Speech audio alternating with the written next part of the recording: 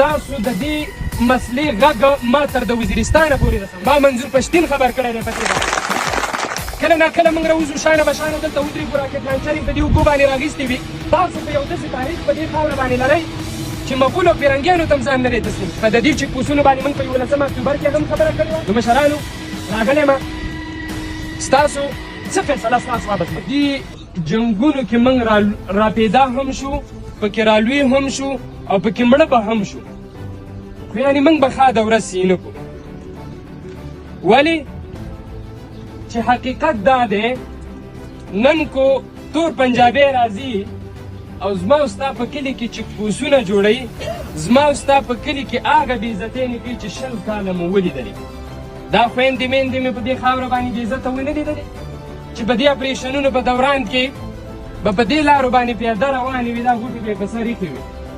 دغه علیکنډي غرونه ستاسو نه هیر دي چې دا خویندې میندې به په دې روجې په مبارکو میاشتو کې په دغه غرونو باندې پیدا وکړل. نن مشرانو وخت دی، نن یوه بیداري راغلې ده په قومونو کې، نن د اتحاد او د اتفاق ورځې دي. قسم په خدای ستاسو د دې مسلې غږ ما تر د وزیرستانه پورې رسولی دی، تر د وزیرستانه پورې ما مشران خبر کړي دي، ما منظور پښتین خبر کړی دی په دې باندې، او ما ته تر د وزیرستان د بنو د کوواټ د کرک د پېښور د سوات د دې ټولو ځینې نمایندګانو مشرانو ما ته ویلي دي چې ته لاړ شه، ته خبره وکړه، که چېرته قام کیني قام په خپله خبره باندې کلک ودرېږي، موږ ټولې ضلعې دروځو، موږ هم در سره ودرېږو. نن په دې خاوره باندې زه 2 فکره لرم، کله ناکله ډېر خفه شم مشرانو، قسم په خدای کله ناکله موږ راوځو شانه بشانه دلته ودرېږو، راکټ لانچر یې په دې اوږو باندې راغیستې وي او دلته د پاک آرمي زنده‌باد نارې وایو، د چا دپاره راوتې وي؟ نن دقه رنګې کم از کم چې نن ستاسو دپاره صافي هم دقه رنګې په کلکه راوتې وي، فیضي هم راوتې وي، ترکزي هم راوتې وي، حلیمزي هم راوتې وي، دا ټول نن په کار د ستا دپاره شانه بشانه راوتې وي. خو نن د بده مرغه زه د پنجاب خاورې دپاره ډېر په مینه باندې شانه بشانه راوځم او ریاست له ورځم، هغه له پیسې هم ورکوم، په کرایه باندې ترې راکټ لانچر علمه، بس موږ خو پښتانه یو که نه، پردي شرطه خو موږ ډېر خوشحالېږو. نو مشرانو سوال درته کوم، منت درته کوم، د دې راروانو ماشومانو، د دې راروانو ځوانانو د اوس نه د مرګ سودا مه کوئ، را بیدار شئ، په تاسو باندې څه شوي دي؟ تاسو خو یو داسې تاریخ په دې خاوره باندې لرئ چې مغول او فرنګیانو ته هم ځان نه دی تسلیم کړی. په دې خاوره باندې دغه خلک نه دي پرېښي. نن تاسو کم خلک پرېږدئ؟ هغه خلک پرېږدئ چې ټول عمر یې د هغې سپین ځلي دي. ستاسو مشرانو کوم تاریخ په دې خاوره تېر کړی؟ نن ما ته هغه خلکو ته چاپلوسي کو، په خپل کلي کې ورته د سورسې ځوانه پیدا کړي، په کلي کې ورته په ډېر معذرت سره هغه ملک یادوم او هغه ملا یادوم چې ټوله ورځ د ده یوې سموسې ته ټوله ورځ هلته ناست دي. نن زما او ستا د ځوانانو بربادي، د دې خاورې بربادي دا هم د دغه خلکو د لاسه کېږي، د خپلو د لاسه راباندې کېږي. پالسي د هغې د خو خپل مې پکې استعمالېږي، د خپل ابۍ بچې مې پکې استعمالېږي.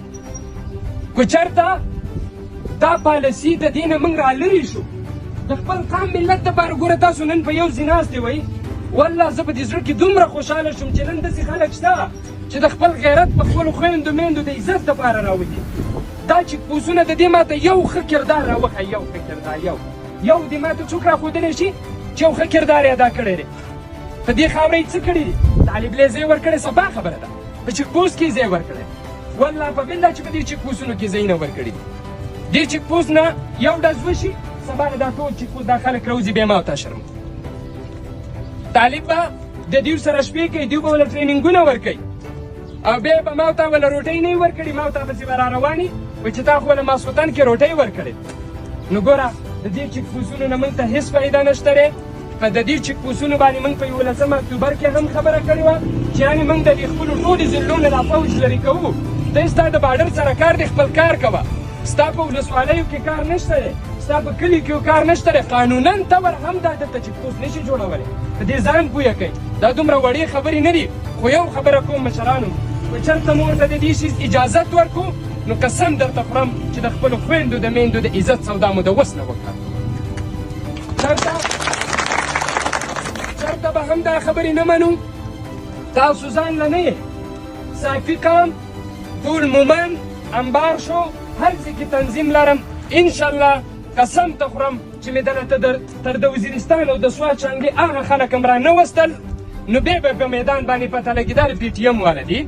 نور دلته زه دې له نه یم راغلی چې یعنې موږ تاسو ته ووایو چې یعنې موږ د پي ټي ایم خلک یو بل د اسمان او ځمکه موږ ټینګ کړې ده.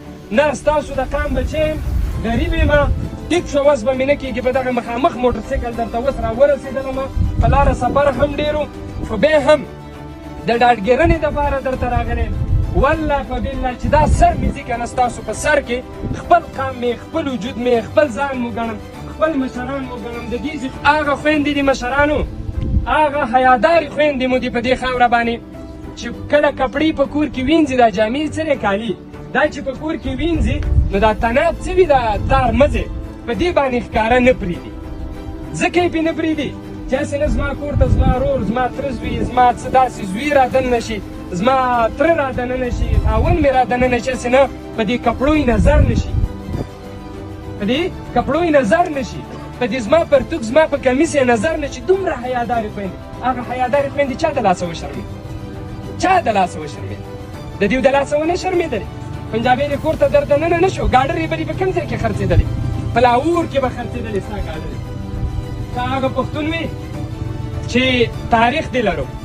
او بله خبره دا ده چې د کور په مخه باندې خو مې تربور نه شي تېرېدلی، ځکه چې غیرت دی را پکې، پښتو ده را پکې. وجنې یو ورځې به تېر شي، دوه ورځې به تېر شي، په درېیمه ورځ ورته وایي ته څه کیله کوې، کور په مخه روزانه تېرېږي. او پنجابی به چېرې کور ته در دننه کېږي، بیا غیرت هم لاړې، پښتو هم لاړه، له هر څه لاړه. نو مشرانو راغلی یم، ستاسو څه فیصله ستاسو وه به زموږ نه، چېرته فیصله ستاسو په حق کې وه، انشاءالله چې موږ به هم در سره ولاړ یو، چې دا پرلت، دا احتجاج تر څو پورې په دې ځای باندې ناست یو، موږ به در سره انشاءالله په سر کې ولاړ یو. بله